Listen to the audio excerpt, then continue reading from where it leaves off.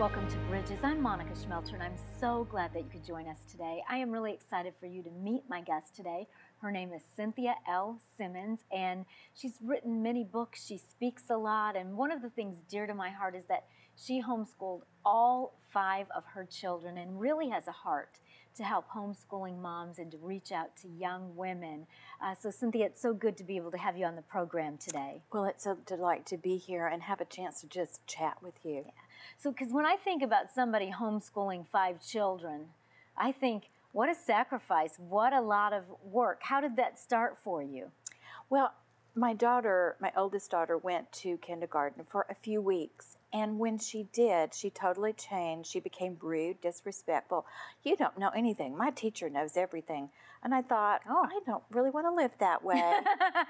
And so I decided I'm going to bring her home. Now, I didn't do it for the rest of my life. I did it year by year and just waited to see what my kids would be like, because obviously I wanted godly character and I wanted them to learn. Sure. And so when I brought them home and started teaching, at that time I only had 3, and my kids were polite. They were gracious. They would offer to carry things for me.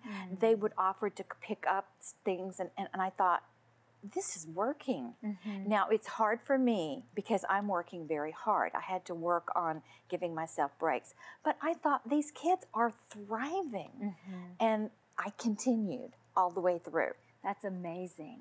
And so you can say now, all these years later, that the investment, the sacrifice, that it was worth your time. Oh, absolutely. My kids became my friends. They became my closest friends, especially as they moved into their teens. Those were special years.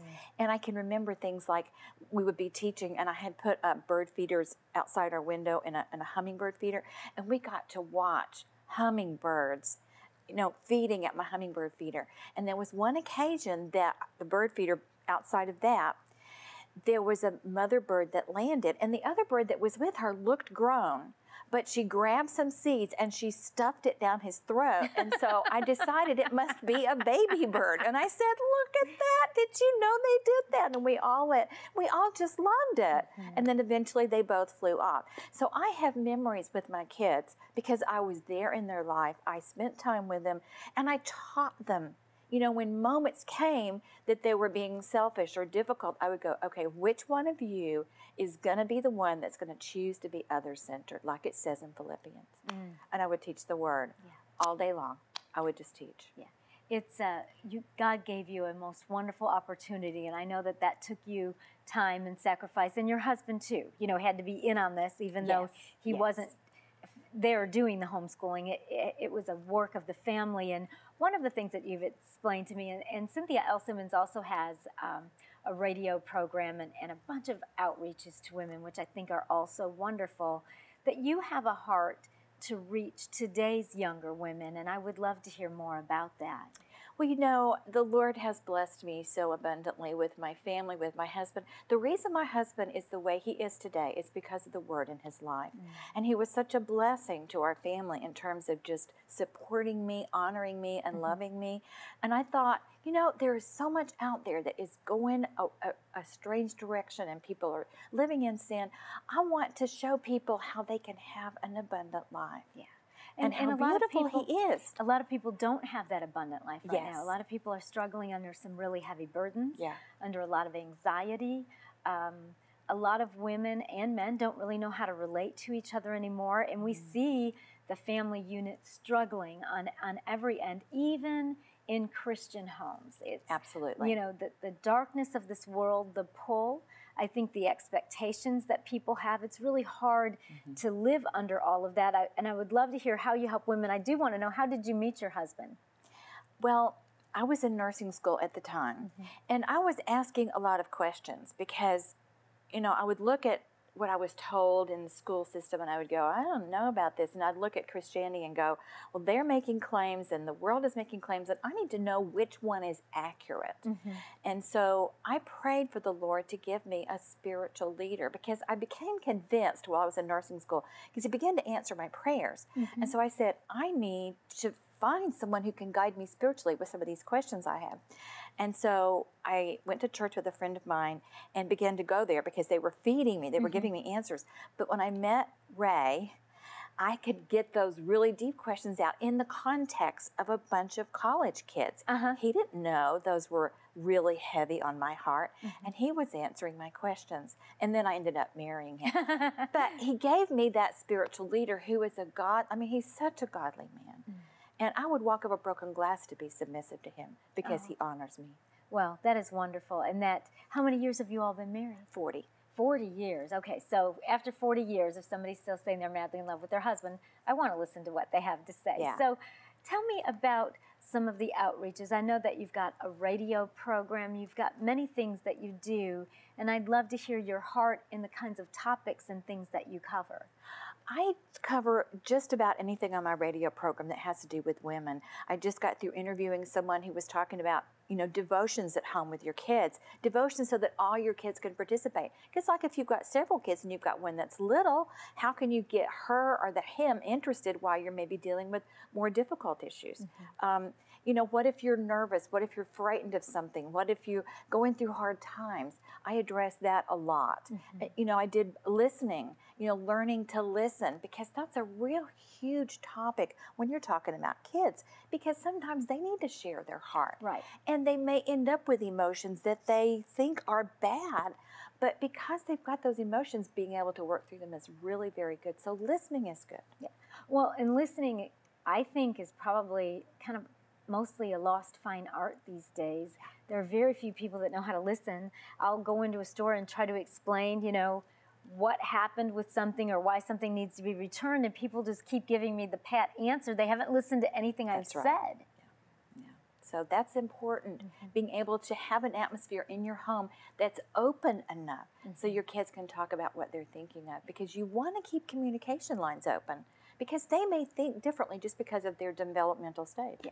And you have 5 children? I have 5 children. And one of them? My youngest is disabled, yes. Yeah. And so were there special challenges in homeschooling with him? Or? Oh my goodness. Oh, it was really hard, because I would try to teach him something very simple like counting, because my idea of counting was, okay, we'll take some blocks, we'll put 1, 2, 3. We'll pick up a block and say 1, the second one 2, and the third one 3. Well, that was too hard for him, because the motor planning it took for the 3 fingers to pick up one block and put it down was hard. That was really hard. But then saying 3 numbers in order was also very hard. He couldn't do that either. So he couldn't do that together. That was impossible. And so he would scream. He would scream. He would scream, I'm stupid, I'm stupid, I'm stupid. And that had to break your heart, Cynthia. It did. It did. But it told me something at the same time. Because if he said, I'm stupid, he knows he's different. Right. And so I didn't give up. Yeah. And that's one thing that I think that a lot of people miss when someone has a challenge. Right. That just because they don't get a concept or they don't understand doesn't mean that they can't see that they're different or that they don't have feelings about that. Right. Because I think people sometimes think, well, gosh, if you can't count, like if you can't do that, I have a brother that has special needs, and so he wouldn't be able to count change from a 20. Like that was a goal for me as his big sister. I thought, yes, I can teach him to do that, and then I realized he just wasn't ever going to be able to do that, barring a supernatural miracle. But he does know that he's different, and his feelings can be hurt. Yes. And if people look at him or all of that, he knows that that's happening. And I know in my life that really developed an increased compassion. And I think that's the thing. That's one of the reasons I think God gave me this child. Because my other kids were relatively easy. I mean, I had a very strong-willed child, but he was still, I could explain things to him, we could work with him, we could train him. But Caleb was, oh my goodness, hard, because he would scream and he would beat himself in the head. And I would feel so badly. And then I would talk him out of that for an hour. And I would think, I'm spending so much time talking him out of that we finally gave him some medication to help him. Yeah. I can understand that. Could you maybe give some hope to some mom right now that's watching, Cynthia, that has a special needs child? Because what you're describing would really be hurtful and hard for someone. Yes. To watch your child want to inflict pain on themselves or to say that they're stupid. And these are things, they happen in all families. Yes, they do. But how do we respond and what do we do? Well, you know, this is how I felt. It was like swallowing razor blades for breakfast. Oh. So it's hard.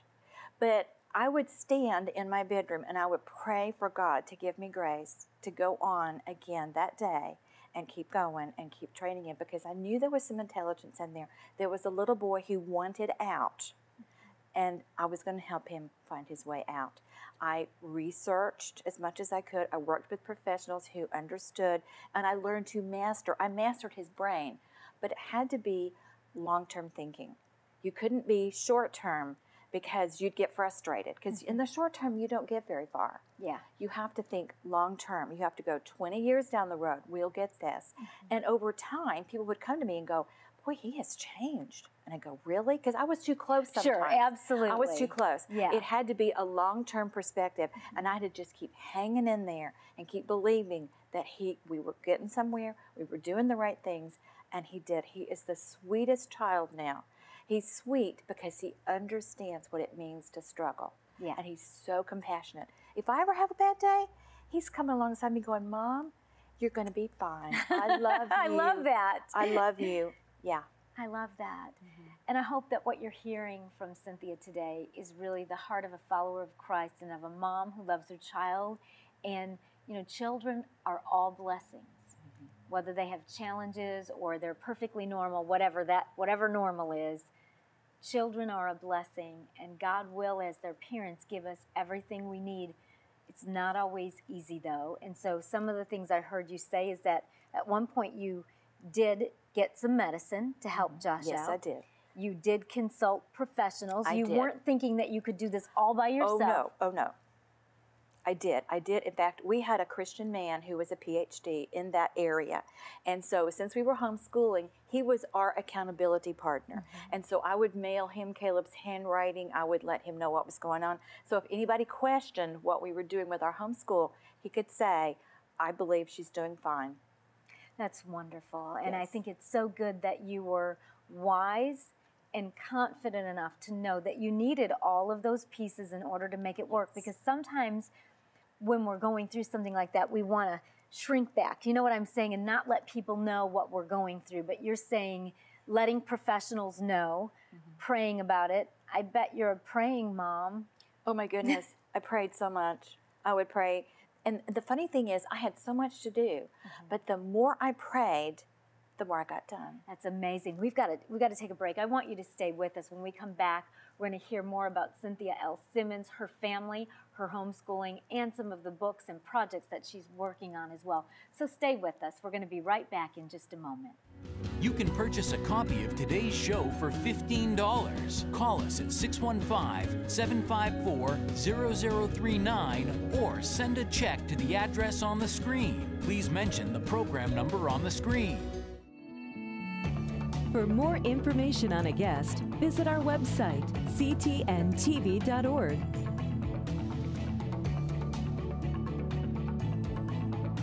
Log on to www.ctntv.org, where you can make a prayer request, view our program guide, see who's on Bridges, or even watch one of Monica's latest teachings. Log on to www.ctntv.org. If you are just joining us today on Bridges, my guest is Cynthia L. Simmons, and Cynthia has written several books. She's a speaker.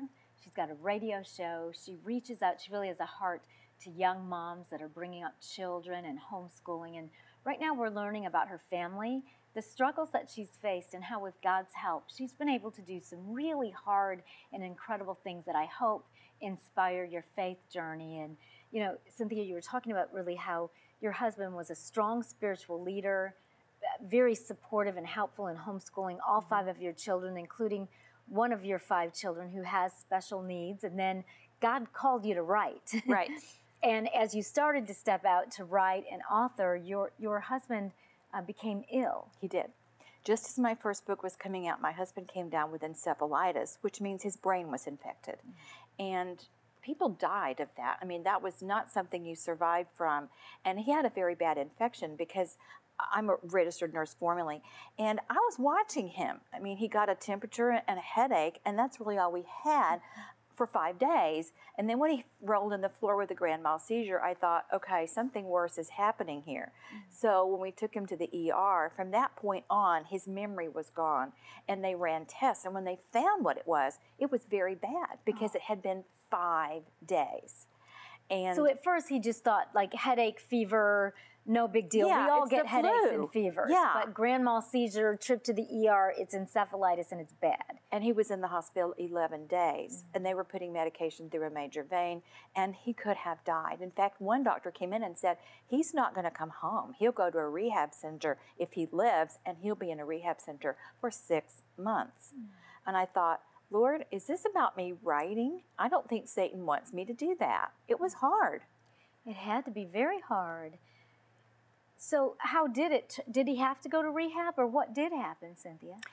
No, I know my husband really well, and I also know medicine well enough. I just had a sense that that wasn't going to be the story. And as soon as I heard that, I called the elders of my church, and I said, I need you guys. I need you to come pray over my husband. My husband is one of the elders.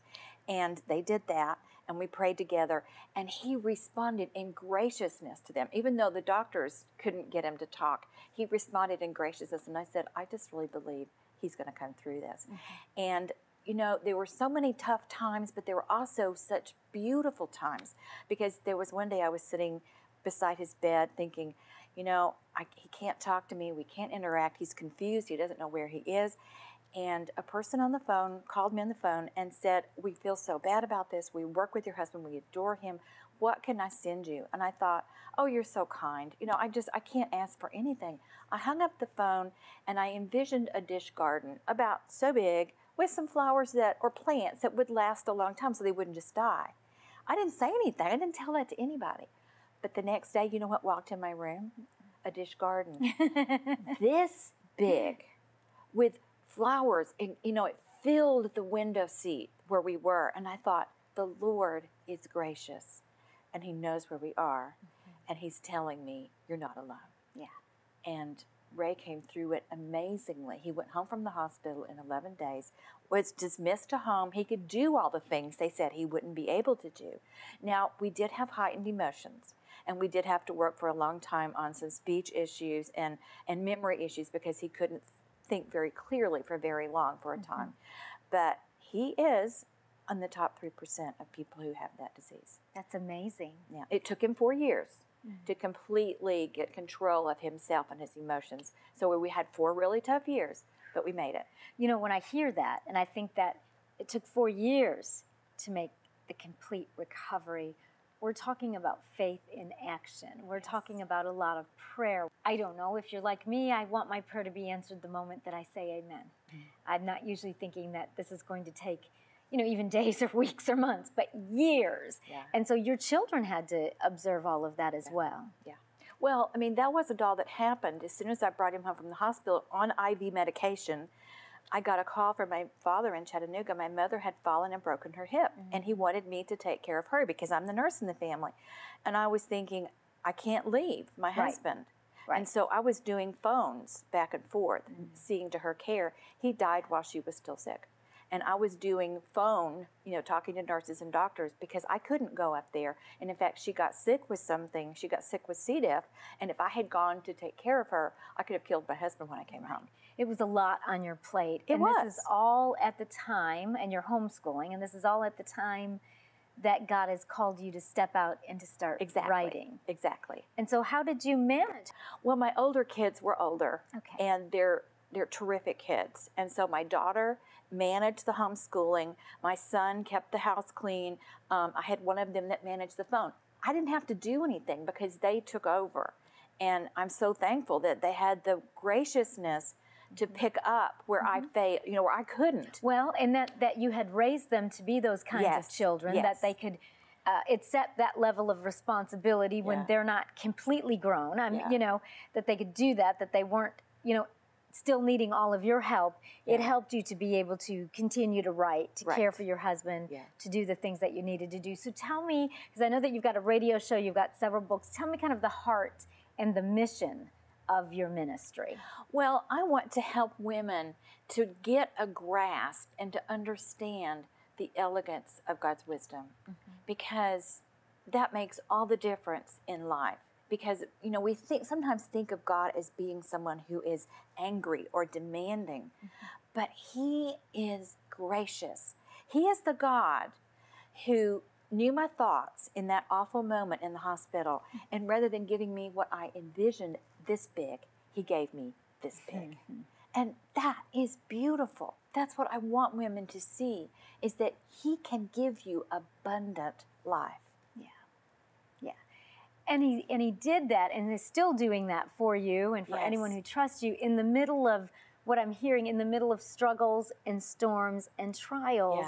You had to continue to go through all of that and then begin to write, and now you're speaking and you do a radio show as well. I do. Tell me a little bit about those things, if you would. Well, I'll tell you how the radios got started. My son became an electrical engineer. He went to Georgia Tech and graduated, and he's now got a master's degree. But when he left home the first time for his first job, he was going out of town. He said, "Mom, I don't need this anymore. You can use it." It was audio software. And he said, "You might be able to figure out something to do with this." And I looked at it and I thought, my son is really brilliant, and I might have a few of his genes. How about that? And yeah, so, you brought him in the world. So I thought, I think I can figure this out. And so I began to mess with it like he told me to, and I was at that time president of my writing group. And so I thought, well, I'll just announce a few events with a podcast. And so that's what I started with. And of course, there was a snow at the beginning and snow at the end.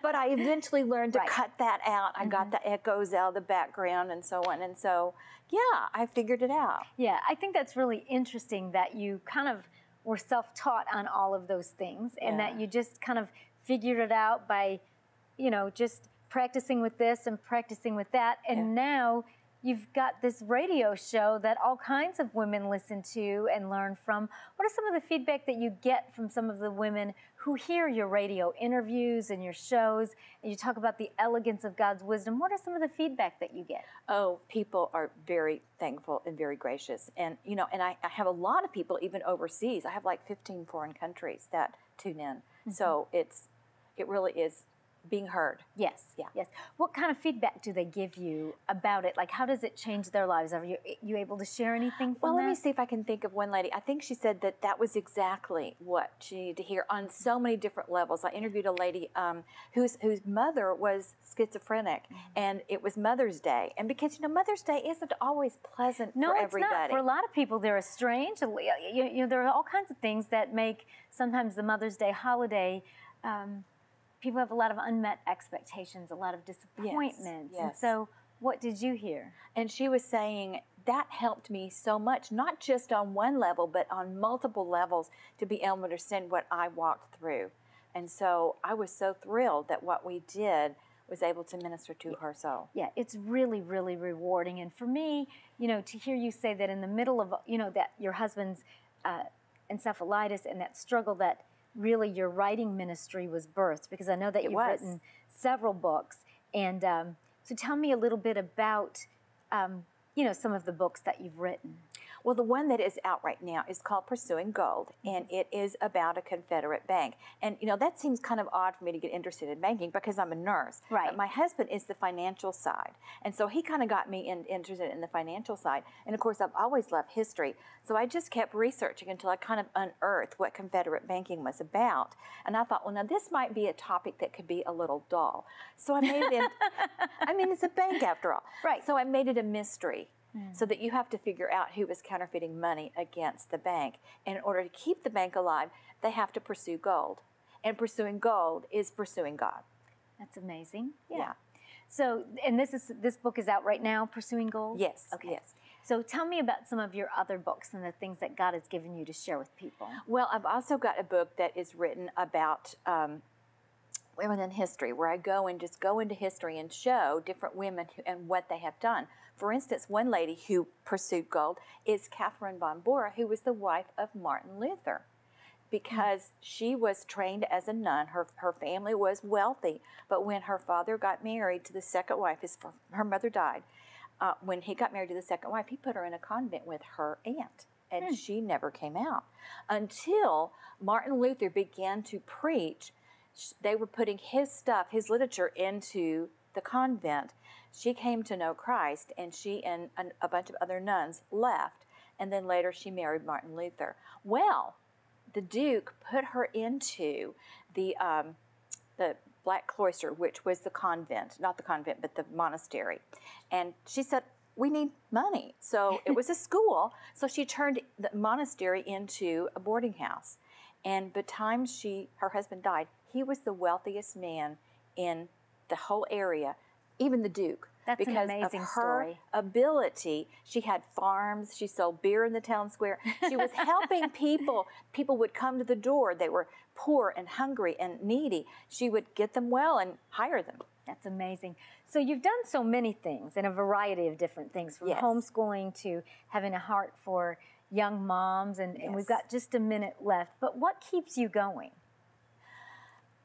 I'm blessed. And because the Lord encouraged me, like it says in 2 Corinthians 1, I have a responsibility to give that away. It's not for me. It was not just for me. It's for me to give away. Yeah, and to help others be able to walk into the blessings that you and your family has. Yes. And I think it's a picture, Cynthia, of we all have stuff in our lives. And But exactly. you prayed through, you walked through, you trusted God. I did, and I'm still doing it. Yeah, and you'll continue to do it, I'm yeah. sure. Well, we want to keep up with you and continue to see the things that God has you to do. Thank you so much for coming today. Thank you for having me. We will have all of Cynthia L. Simmons' information up on the website if you missed any of it today, so that you can tune in to her radio program and just all of the other things that she does as well. We are completely out of time, so we've got to go, but we say goodbye and God bless you.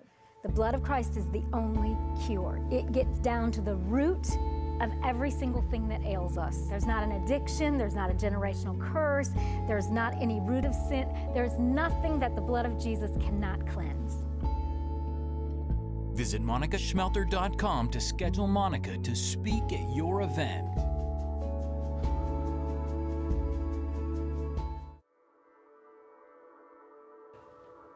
When I truly turned my heart to the Lord, He took every sin I ever did away from me. Amen. He took all the bad things I did. He took away everything that I felt like I felt short. God is so good. God healed me, and doctors told me that disease was something that could never be cured. It can be controlled. The start is what stops most people. You know, it's no good to have a big dream if you're not putting yourself in motion to go after that. Is that butterfly, that excitement of the new relationship, once that goes away, what you're left with, is that something that you're okay with? And once they start buying into the truth about themselves, then they can begin to change, that process of change in their life.